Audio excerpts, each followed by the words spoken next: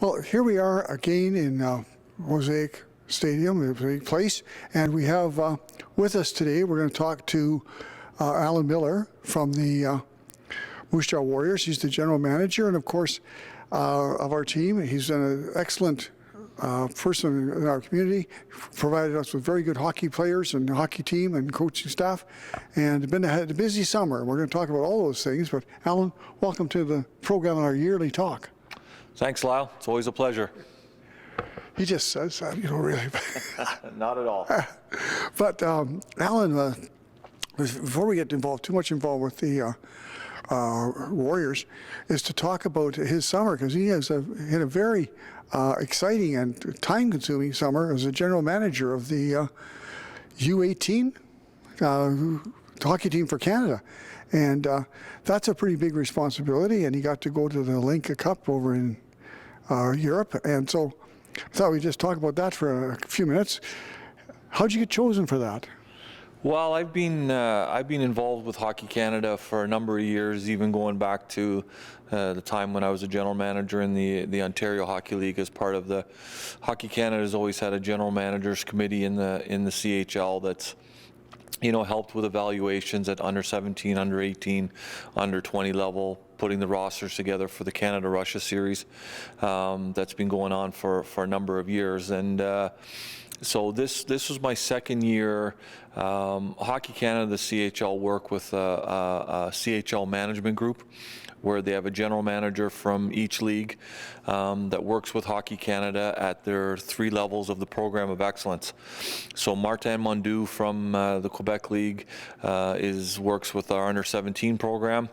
I work with the under 18 program, and Mark Hunter from the London Knights works with the under 20 program. So this is my second Hlinka Gretzky Cup. We ran selection camp in Calgary in late July. We had the best 44 players in the country that are in the 2002 age group. Got that down to 22, and then headed to the Czech Republic for the Hlinka Gretzky Championship. So Damon Hunt from our team made that team. Yes. So I got to experience that trip and that tournament with Damon. Ryder Korzak was also at the selection camp. He didn't make the cut to make the team, but that was his first experience in Hockey Canada. Real good experience for him. He did well at the camp, just didn't get into the top 13 forwards.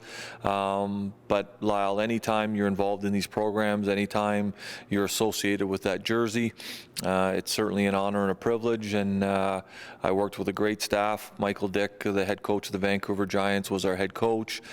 Dennis Williams from the Everett Silvertips was our assistant coach. The WHL was well represented.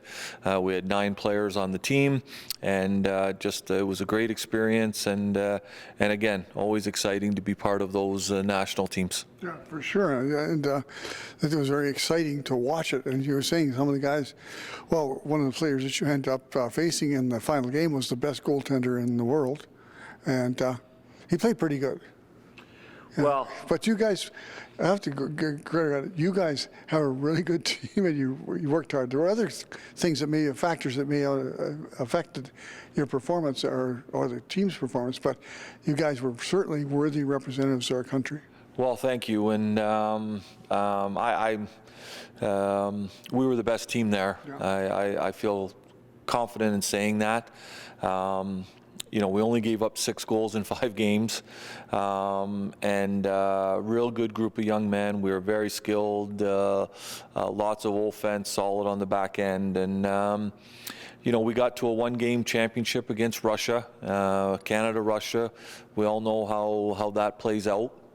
And a few things happened. Everything kind of went Russia's way that day. First of all, in our semifinal game against Sweden, our number 1 goaltender got injured and couldn't play in the gold medal game. Now, our backup, Dylan Garan from Kamloops, is a very good young goaltender, but he hadn't played much, and it was a tough situation for him to go into, a little bit cold, championship game, and so those things happen, and It was 34 degrees in Breclav the day of the championship game. So when we got to the building for the game, it was just sweating. It was just soaking wet. The ice was horrendous, and we were a skilled puck possession team. And if anybody saw the game, we had the puck in their zone the entire game. The shots on goal were 37-13 at the end of the day. They only had 6 shots on net in the second and third period. So we're controlling the play, we're controlling the puck's bouncing all over the place, so it just didn't go our way. And then Yaroslav Askarov is considered a top 5 pick in this year's NHL draft. He's one of the best young goaltenders that I've seen, along with Jesper Wallstedt, who's our property from Sweden. But this Askarov looks like to be the next NHL franchise type goaltender, and he was outstanding. So didn't go our way, but a good group of kids and an exciting time, good experience for them. There's a lot of players on that team that'll hear their name called at the NHL draft in June in Montreal, and a lot of that group will make up our next World Junior teams coming up in the next 2 to 3 years. Are you involved in that process? Where the management group works together, but right now, my work is with the under 18s, and I'd love to have a crack at the under 20s. We'll see if that happens. Yeah, for sure. Now let's talk about the Warriors. You mentioned some strengths and weaknesses of different teams. I think your team, last year you started off, we thought it's going to be hard to have a team after you put a lot forward the year before to try and make it a long run. But you put together a really fine team last year. And if you looked at the roster at the beginning of the year, the roster at the end of the year, it had made a lot of changes that you had initiated that made it a competitive team, and much better than some of our other neighbors to the east or west of us. They didn't have that success because I don't know how you did it, but you did a good job of that. Yeah. Well, I think I think last summer when people were evaluating where our team was going to be at, and the teams that had taken a run the previous year, and there were a lot of them. The league was outstanding that year. There was really as many as 8 or 9 teams that could have won the league, and the 2 best teams ended up meeting in the second round, and we lost in Game 7. But people just kind of looked at our team and thought, we were graduating so many players that we were going to hit rock bottom. But when you looked at Jet Wu and Justin Almeida and Josh Brook, we had 3 young players that were part of the World Junior Summer Camp. So that's a pretty good foundation. That's a pretty good start.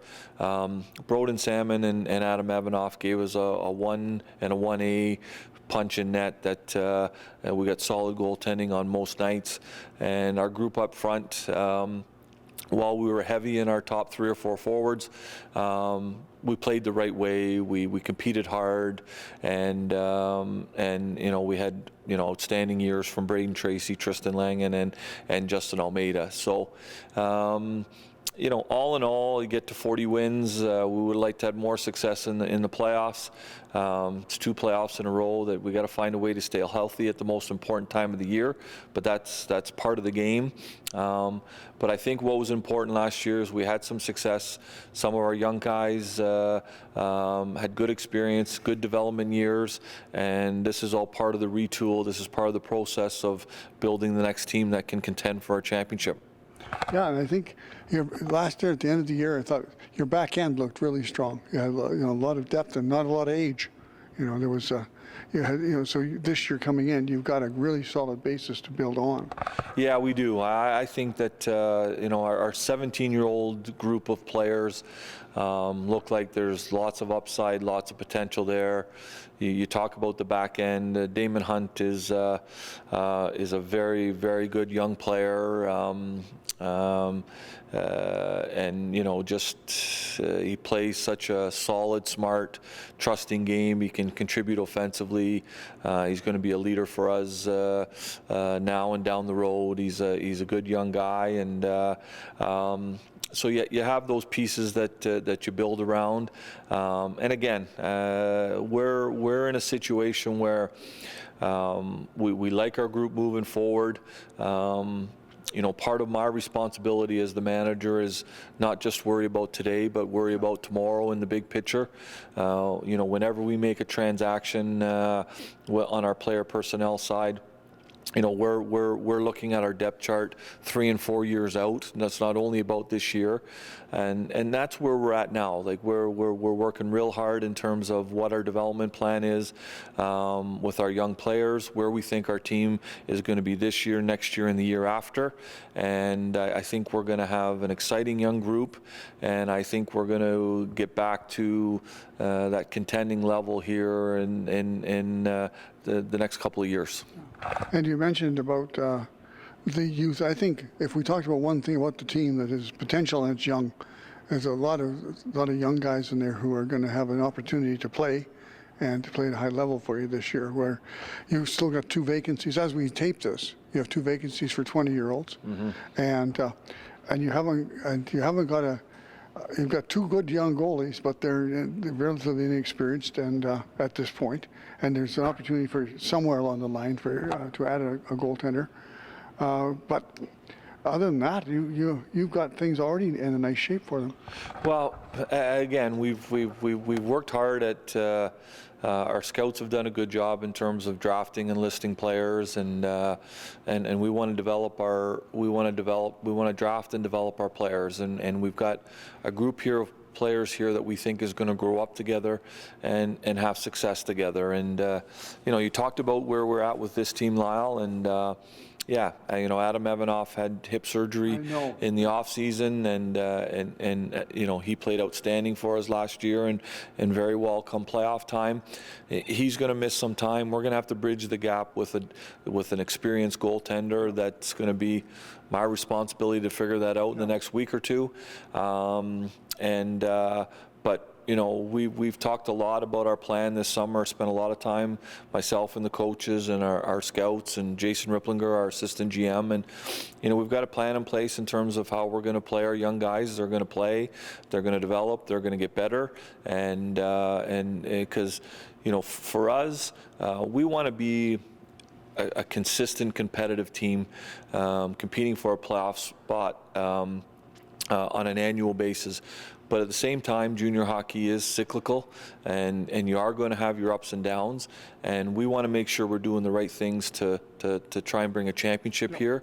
And so you look at the Jet Wu trade, and certainly that affects our team this year, but that's all part of the plan in terms of where we want to be a year or two down the road, when we think that we have the horses to try and win a WHL championship. And we saw the excitement here in the community and 2 years ago when we had that high-end team, and we're working hard to get back to that level. Yeah. And with Jet, he's gone to Calgary, and was potentially get a 20-year-old Russian defenseman back, but he didn't. He signed in the pros. But you got a really good draft pick that people don't realize about that it was a disappointment, because Jet leaving, he was a very popular player, but the upside on that was that you got a good draft pick out of that. Yeah, and the Jet Wu trade was very difficult. Jet's a quality young guy that grew up in our organization, and he's going to play on Canada's national junior team. He's a second-round pick to the Canucks. He's an outstanding player, and but again, for us, we evaluated where our team was going to be now and where we wanted to be a year or two down the road, and we found a deal at the draft that we felt made sense for us. And we added a top-end young player who doesn't turn 17 till November, and Ryder Korzak. That trade got us into the first round and the 11th overall pick, where we got an outstanding young defenseman in Denton Matejchuk. Another second-round pick, and Yaremenko, while he was committed to be here and go to Nashville's training camp, he was a fifth-round pick of the Predators. He got an opportunity in the KHL that he couldn't pass on, both in terms of opportunity to play and financially for himself. So you know, we looked after that possibly happening, banked a third-round pick, and it gives us two 20-year-old spots, and we'll work the market here, and you know, we'll add a veteran presence to our team with those 20-year-old spots. We also have an import spot available with Yarmolenko not coming, so we'll try and improve our team along the way as best we can. Alan, it's been really a pleasure talking to you today. And I think the people watching will, when they watch the show, they'll go, oh. I think they get a little more insight into what happens for you and what you have to be, how you approach the task ahead. Best luck with the season. And we'll see that 20-year-old somewhere along the way. But looking for good competitive Warrior hockey. That's what our fans will see this year. Our team will compete hard, they'll work hard, and we'll play the game the right way. You know, under Tim Hunter and Mark O'Leary and Scott King, our guys will get better, they'll develop, they'll play the game the right way, they'll play hard. Our fans will appreciate the team, and at the same time, I think our fans are appreciative of what we're doing. I think they understand junior hockey, they understand the Jet Wu trade in terms of patience and what we're trying to do, and we have outstanding fans here, so we appreciate their understanding, their support, and their patience along with us as we build this club. Okay, well, thanks. And when we come back, we're going to talk to the other half of the dynamic duo. Tim Hunter will be here, and we'll talk to him about his plans and prospects for the next year. So don't go away.